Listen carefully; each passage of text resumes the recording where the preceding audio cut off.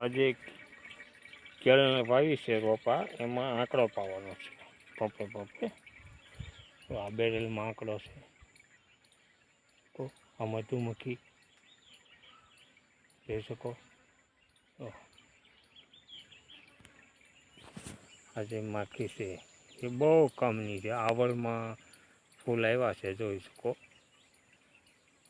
કે પોલાને લઈ રહી છે, જોઈ શકો. રાહાવળ જે વનસ્પતિના દરેક ફૂલમાંથી માખી લેતી હોય છે. આ બે એના પગની નીચે જે સફેદ ગોળીઓ છે એ મધ બને એ ભેગું કરી રહી છે.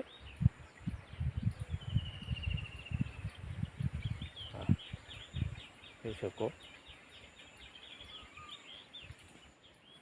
આ જે મધમક્ખી છે એ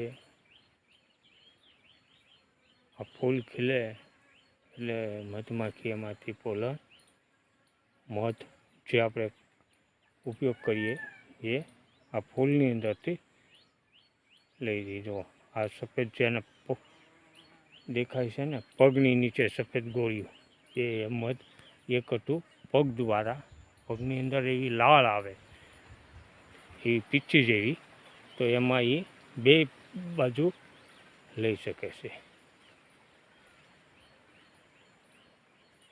આ રીતનો છોડ બન્યો છે, એટલે આની અંદર આપણે પોટાશ આંકડો જેનો ઉપયોગ કરવાનો છે. ફુવારો કાઢી અને થળીએ થળીએ આપણે એને આપવાનો છે.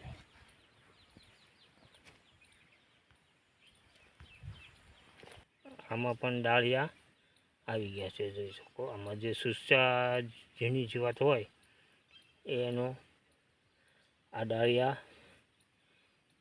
એને ખાઈ જતા હોય, પકડી લેતા હોય, એટલે આ ડાળિયા કેળમાં પણ જોવા મળે છે.